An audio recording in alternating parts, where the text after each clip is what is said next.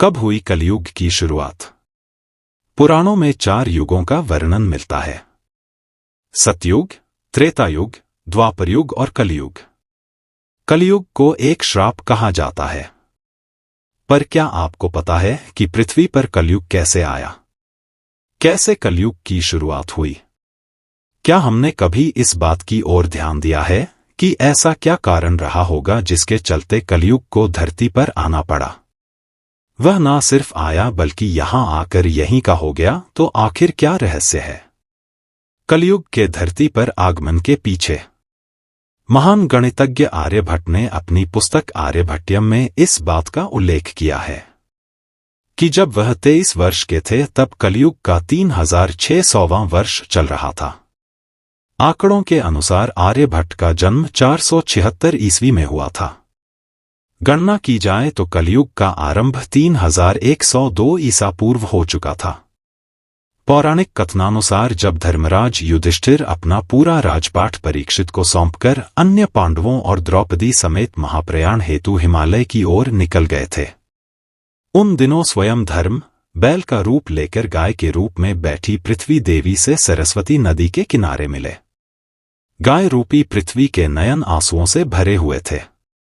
उनकी आंखों से आंसू बह रहे थे। पृथ्वी को दुखी देख धर्म ने उनसे उनकी परेशानी का कारण पूछा। धर्म ने कहा, देवी तुम ये देख कर तो नहीं रो रही कि मेरा बस एक पैर है, या तुम इस बात से दुखी हो कि अब तुम्हारे ऊपर बुरी ताकतों का शासन होगा? इस सवाल पर पृथ्वी देवी बोली, है धर्म तुम तो सब कुछ जानते हो, ऐसे में मेरे दुख का कारण पूछने से क्या लाभ? सत्य, पवित्रता, क्षमा, दया, संतोष, त्याग, शास्त्र विचार, ज्ञान, वैराग्य, शौर्य, तेज, ऐश्वर्य, कांति, कौशल, स्वतंत्रता, निर्भीकता, कोमलता, धैर्य, साहस, उत्साह, कीर्ति, आस्तिकता, स्थिरता, गौरव, अहंकारहीनता आदि गुणों के स्वामी भगवान श्री कृष्ण के स्वधाम जाने की वजह से कलयुग ने मुझ पर कब्जा कर लिया है। पहले भगवान कृष्ण के चरण मुझ पर पड़ते थे, जिसकी वजह से मैं खुद को सौभाग्यशाली मानती थी, परंतु अब ऐसा नहीं है। अब मेरा सौभाग्य समाप्त हो गया है। धर्म और पृथ्वी आपस में बात कर ही रहे थे कि इतने में असुर रूपी कलयुग वहां आ पहुंचा और बैल और गाय रूपी धर्म और पृथ्वी को मारने लगा। राजा परीक्षित वहां से गुजर रहे थे।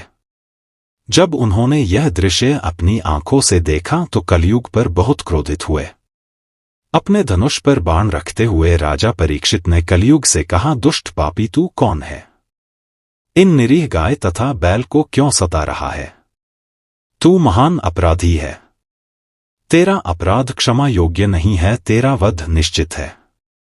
राजा परीक्षित ने बैल के स्वरूप में धर्म और गाय के स्वरूप में पृथ्वी देवी को पहचान लिया। परीक्षित राजा ने उनसे कहा, हे वृषभ, आप धर्म के मर्म को भली भांति जानते हैं, इसलिए आप किसी के विषय में गलत ना कहते हुए अपने ऊपर अत्याचार करने वाले का नाम भी नहीं बता रहे हैं। हे धर्म, सतयुग में आपके तप, पवित्रता, दया और सत्य 4 चरण थे। त्रेता में 3 चरण रह गए, द्वापर में 2 ही रह गए, और अब इस दुष्ट कलयुग के कारण आपका एक ही चरण रह गया है। पृथ्वी देवी भी इसी बात से दुखी हैं। इतना कहते ही राजा परीक्षित ने अपनी तलवार निकाली और कलयुग को मारने के लिए आगे बढ़े। राजा परीक्षित का क्रोध देखकर कलयुग कांपने लगा। कलयुग भयभीत होकर अपने राजसी वेश को उतारकर राजा परीक्षित के चरणों में गिर गया और क्षमा याचना करने लगा। राजा परीक्षित ने शरण में आए हुए कलयुग को मारना उचित न समझा और उससे कहा, कलयुग तू मेरे शरण में आ गया है, इसलिए मैं तुझे जीवनदान दे रहा हूं। किंतु अधर्म, पाप, झूठ, चोरी, कपट, दरिद्रता आदि अनेक उपद्रवों का मूल कारण केवल तू ही है। तू मेरे राज्य से अभी निकल जा और फिर कभी लौटकर मत आना। परीक्षित की बात को सुनकर कलयुग ने कहा कि पूरी पृथ्वी पर आपका निवास है। पृथ्वी पर ऐसा कोई भी स्थान नहीं है जहां आपका राज्य न हो, ऐसे में मुझे रहने के लिए स्थान प्रदान करें। कलयुग के ये कहने पर राजा परीक्षित सोचने विचार कर कहा, झूठ, द्यूत, मद्यपान, परस्त्रीगमन और हिंसा, इन 4 स्थानों में असत्य, मद, काम और क्रोध का निवास होता है। तो इन 4 स्थानों पर रह सकता है। परंतु इस पर कलयुग बोला, हे राजन, ये 4 स्थान मेरे रहने के लिए अपर्याप्त है, अन्य जगह भी प्रदान कीजिए मुझे। इस मांग पर राजा परीक्षित ने उसे स्वर्ण के रूप में 5वां स्थान प्रदान किया। स्वर्ण रूपी स्थान मिलते ही कलयुग ने राजा परीक्षित के सोने के मुकुट में वास कर लिया। कलयुग इन स्थानों के मिल जाने से प्रत्यक्षतः तो वहां से चला गया, किंतु कुछ दूर जाने के बाद अदृश्य रूप में वापस आकर राजा परीक्षित के स्वर्ण मुकुट में निवास करने लगा। मार्कंडेय पुराण में कलयुग के दौरान शासक जनता पर मनमाने ढंग से शासन करेंगे, मनचाहे ढंग से उन पर कर थोपेंगे। शासक अपने राज्य में अध्यात्म की जगह भय का प्रसार करेंगे। वह स्वयं एक बहुत बड़ा खतरा बन जाएंगे। बड़ी संख्या में पलायन शुरू हो जाएगा। लोग सस्ते खाद्य पदार्थ और सुविधाओं की तलाश में अपने घरों को छोड़कर जाने के लिए मजबूर होंगे। धर्म को नजरअंदाज कर दिया जाएगा और लालच, सत्ता, पैसा सभी के मस्तिष्क में प्रबल रूप से विद्यमान रहेगा।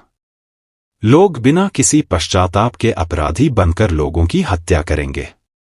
कलयुग कर देगा सभी धर्मों का नाश। संभोग जिंदगी की सबसे बड़ी जरूरत बन जाएगी। लोग बहुत आसानी से कसम खाएंगे और उसे तोड़ देंगे। वचनों का कोई अर्थ नहीं रह जाएगा। लोग मदिरा और अन्य नशीले पदार्थों की चपेट में आ जाएंगे। गुरुओं का सम्मान करने की परंपरा समाप्त हो जाएगी। ब्राह्मण ज्ञानी नहीं रहेंगे।